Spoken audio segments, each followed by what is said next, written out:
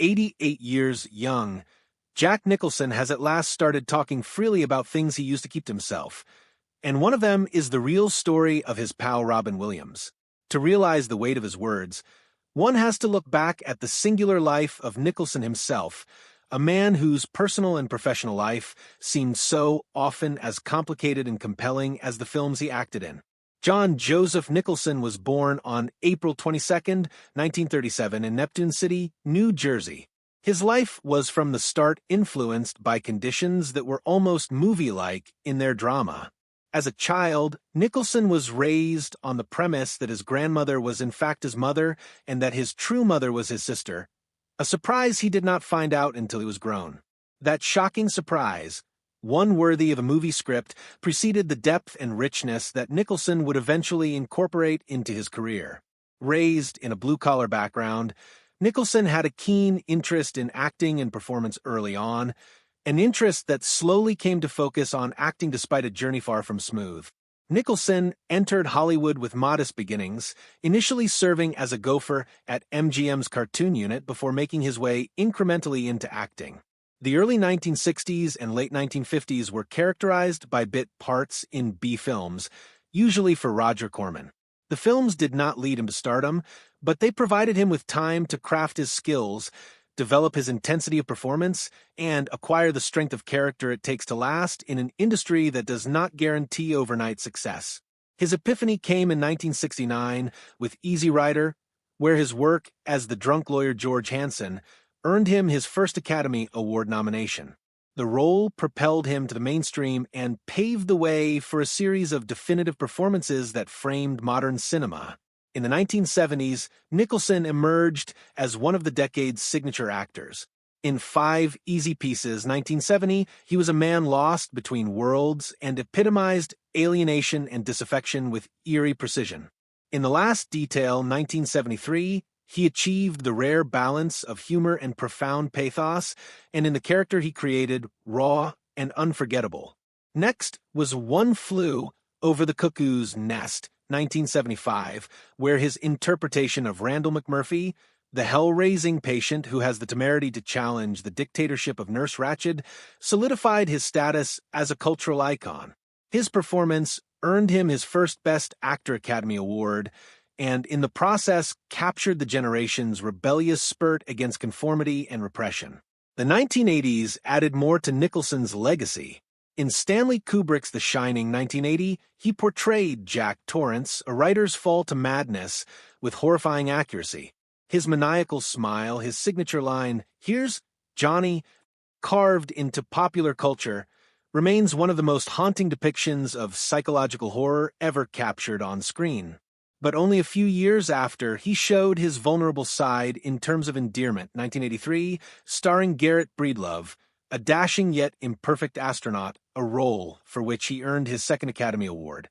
This split-screen thing, this comfort in alternating between madness and sensitivity, made Nicholson a player of exceptional range. In 1989, Nicholson remade villainy with his turn as the Joker in Tim Burton's Batman. Enormous, malevolent, and strangely mischievous, his interpretation of the character set the standard for comic book villains that generations of actors would emulate. His capacity for marrying menace, humor, and flashy bravado was an exhibition of the full extent of his artistry. Throughout the 1990s and well into the 2000s, Nicholson remained on top. In A Few Good Men 1992, his Colonel Jessup uttered one of the most famous lines ever in cinema, "You can't handle the truth." His appearances in movies such as Hoffa, 1992, Mars Attacks, 1996, and As Good as It Gets, 1997, showcased his versatility, topped by another Academy Award for the latter as he acted as Melvin Udall, a misanthropic, obsessive-compulsive writer who learns vulnerability and compassion step by step. Nicholson refused to let up. In About Schmidt, 2002, he shed his signature bluster to portray a retired widower facing isolation, receiving praise from critics for his subtle work. The following year, he was back in comedy form with Anger Management, 2003, starring as a completely unpredictable therapist in a pairing with Adam Sandler. And in Martin Scorsese's The Departed, 2006, he reminded the world of his capacity for fright, playing mob don Frank Costello with a terrifying unpredictability. A year later, in The Bucket List, 2007, Nicholson and Morgan Freeman looked at mortality and friendship, making a film that moved people worldwide with its emotional message about living every day to the fullest. Although his working life was one for the legends, Nicholson's own life was just as fascinating. His one and only marriage was to actress Sandra Knight in 1962, with whom he had his daughter Jennifer, but whom he divorced in 1968. Nicholson never married again, but his love life became Hollywood legend. He was in a long, fiery, and stormy affair with actress Anjelica Huston that lasted almost 2 decades. Huston often described him as magnetic, but unpredictable, a man she deeply loved but could not tether. Later, Nicholson fathered other children with different partners, including Lorraine and Raymond with Rebecca Broussard, both of whom followed creative paths of their own. While Nicholson's relationships were often stormy, he was known to be a devoted father, maintaining connections with all of his children despite his unconventional family life. By the end of the 2000s, Nicholson started to step back from the public eye, appearing less and accepting fewer roles. But as he grew older, contemplation took the place of performance. At 88, he now reflects on his life, not only as a string of successes and disappointments, but also as a string of friendships and losses. Among those friendships, one is tinged with special poignancy: his friendship with Robin Williams. Nicholson seldom spoke out about Williams, but during a recent private conversation, he disclosed facts about his friend that contained admiration and sadness. Robin was like lightning in a bottle, Nicholson confessed. You never knew where he was going to go, but you always knew it would be fantastic. For Nicholson, a man whose career was founded on intensity and control, Williams was another type of artistry, improvisational, free-flowing, chaotic but accurate. Their lives crossed socially and professionally, and Nicholson recalled vividly how Williams could transform the mood of an entire room. He had the ability to make a room full of people go from silence to tears of laughter in seconds, Nicholson observed. And I don't think the world will ever see that kind of raw magic again. But Nicholson emphasized that Williams was very much more than his comedy. People saw Robin as this whirlwind of jokes, but he was one of the most thoughtful men I ever knew. He felt everything so deeply, perhaps too deeply at times. That was both his blessing and curse. With these words, Nicholson referenced the tragic dual nature of Williams' life, his unparalleled talent for bringing happiness to others while struggling with inner demons and depression few truly comprehended. There was a vulnerability to him, Nicholson mused. You could see it in his eyes, even when he was having you laugh so hard your stomach hurt. Although distinct in style and personality, Nicholson with his famous smile and frequently sinister on-screen presence, Williams with his exuberance and master improvisational skills, the two men were united in a relationship based on respect. Nicholson remembered that their time together was more than just laughter. He'd sit with you, look you right in the eye, and listen. Robin listened, actually, and that's not common in this line of work. He didn't concern himself with Hollywood games. He concerned himself with people. Nicholson was shaken by the death of Williams in 2014.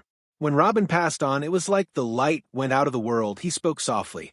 I recall being told the news and just sitting, not really believing it. It seemed unimaginable that a person who had given so much life could be dead. Nicholson conceded that the tragedy brought back to him the vulnerability of even the most vibrant of spirits. We assume these individuals are larger than life, but they're human, like the rest of us. And sometimes just being human is the most difficult thing. For Nicholson, Williams' generosity of spirit was his defining quality. He gave everything he had every time, Nicholson said. Whether it was on stage, in a movie, or just talking to a friend, he never held back. That's what I'll always carry with me. He wasn't just funny. He was extraordinary. As Nicholson sits in the twilight of his own great life and career, his thoughts on Robin Williams give us a glimpse into the richness of his own heart. The truth he at last revealed was not of scandal or secret, but of the deep respect and affection he bore for man who reached out and touched the world in ways words can hardly put into words. In paying tribute to Robin Williams, Nicholson also showed himself off, not only the actor with the famous smile, not only the bad boy of Hollywood's golden age, but the friend who, even after a lifetime of glory, knows that the most precious things in life are the ones we share. Williams, by contrast, was chaos in flesh form, a wellspring of improvisation, delight, and good humor that seemed impossible to contain. One flourished on dominance, the other on ambiguity, but in their relationship, they saw the rare fellowship that only those who have borne the burden of greatness can truly appreciate. Both men, in their own manner, bore the paradox of fame. They were worshipped, immortalized on the screen, but fragile under the accolades. Nicholson, so frequently typecast as the outsider or the rebel, showed that even in his most intimate moments, he identified something achingly familiar in Williams, the fight to reconcile the world's expectations and the vulnerable humanity beneath.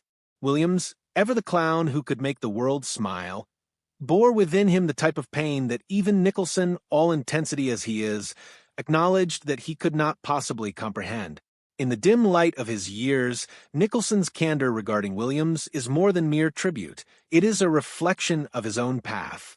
He is aware the world has judged him to be the icon, the joker, the rebel, the legend, but he is also aware the reality lies somewhere gentler, in the man who still bears the burden of lost friendships and laughter that can no longer be laughed.